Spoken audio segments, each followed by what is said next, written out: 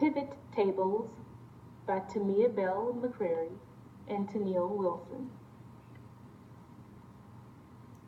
In part one of our pivot table video, we will review the fundamentals of pivot tables. In part two, we will provide an Excel pivot table tutorial. The pivot table is an Excel tool that allows you to break data down by categories. Pivot tables summarize and analyze large amounts of data into summary reports. Pivot tables can be used to display tables of counts. Pivot tables can list counts, sums, averages, and other summary measures. Use a pivot table to build a list of unique values. Because pivot tables summarize data, they can be used to find unique values in a field. This is a good way to quickly see all the values that appear in a field and also find typos and other inconsistencies. What goes into our pivot table? We input data. We select data from a spreadsheet. We make it into a table. We take data from outside sources, and we validate that data. We make sure there are no empty rows or columns. We check our numbers and dates and continuously refresh our cache. What is cache?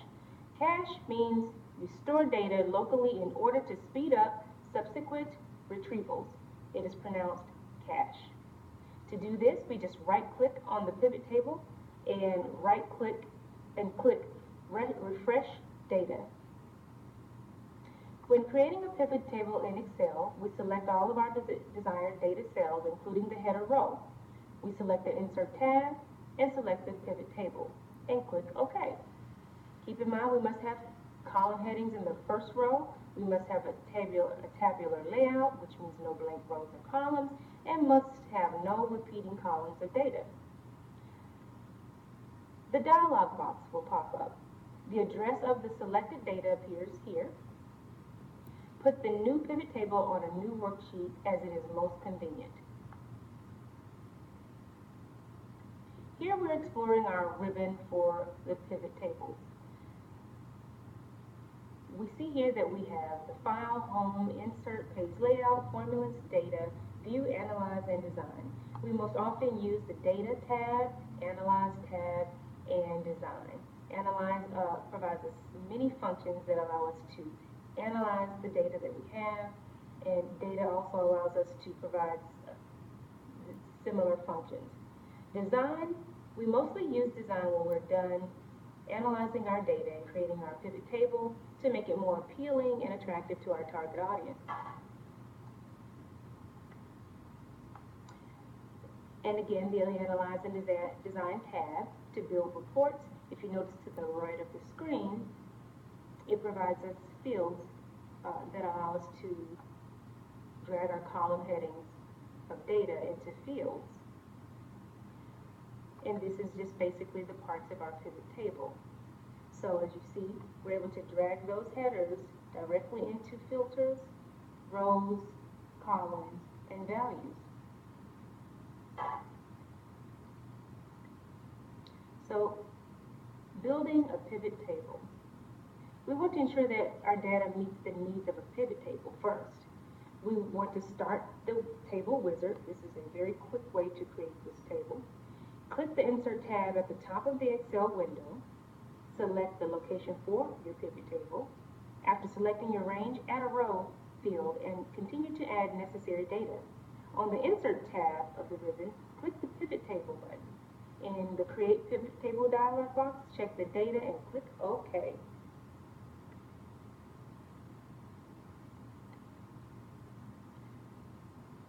Perfect your source data.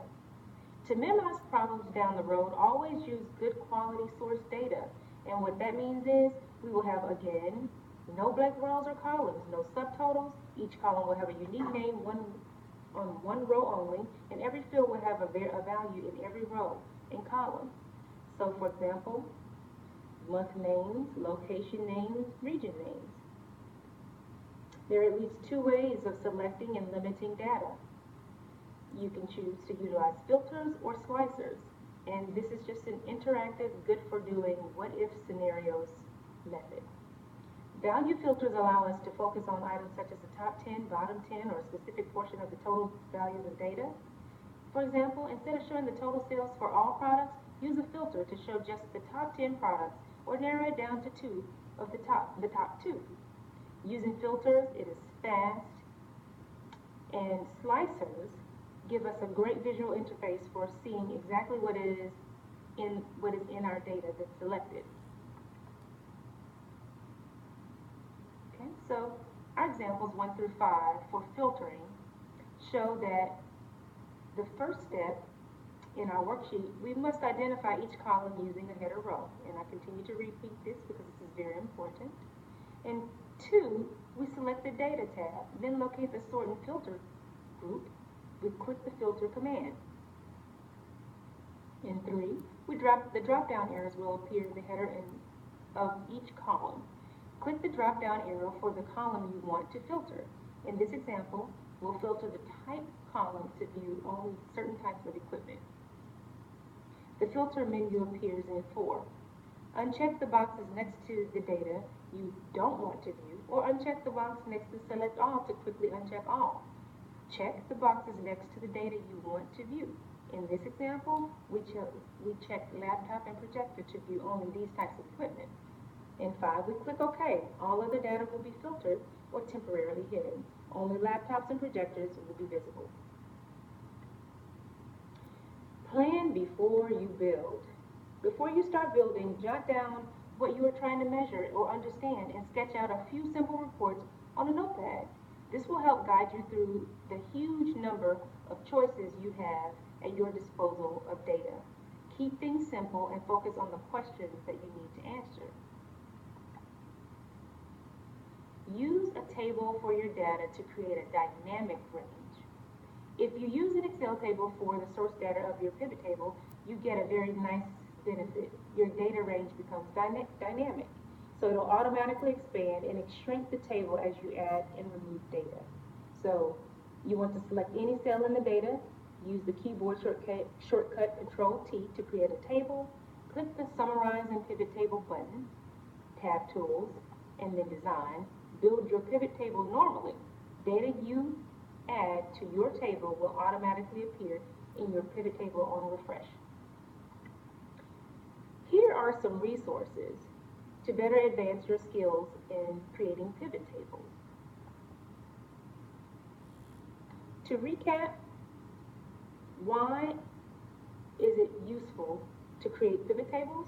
Well, they are easy to use, provide easy data analysis, provide an easy summary of data, they find data patterns, they provide a quick report, and they help us make quick decisions. A pivot table is used to store the summary of a certain data set in a condensed manner. It is helpful with organizing. It is easy to use again. In part 2, tutorial. Okay, in part 2 of our pivot tables video, a pivot table from start to finish. What you see here is fictitious data in an Excel spreadsheet used to create our pivot table. In this tutorial, we will use Excel 2016. Now let's begin by copying the data into a new worksheet.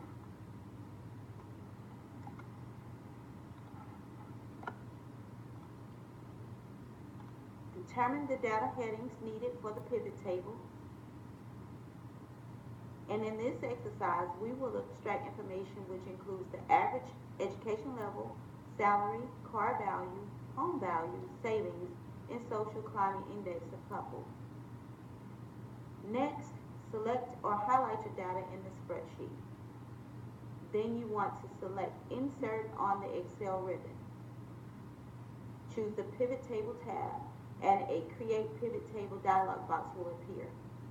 As you notice, the data range is pre-filled, and we want to use a new worksheet.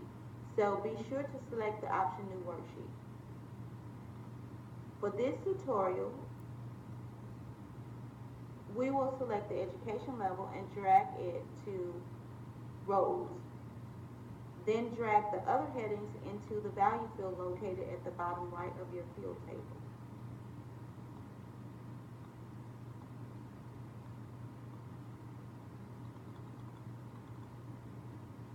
As you see, under the value field settings, count is pre-selected, and we want to change it to calculate the average for each value.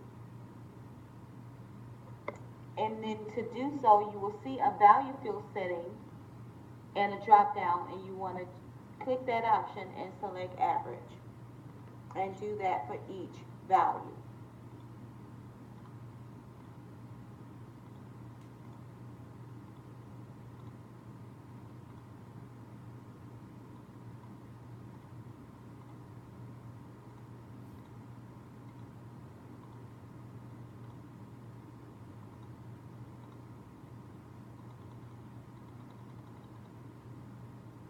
Okay, this will enable us to analyze the averages of our values as it relates to the education level of couples. As you can see, this was a very simple pivot table used to abstract data. To create a more advanced pivot table, please refer back to our Part 1 video. Thank you.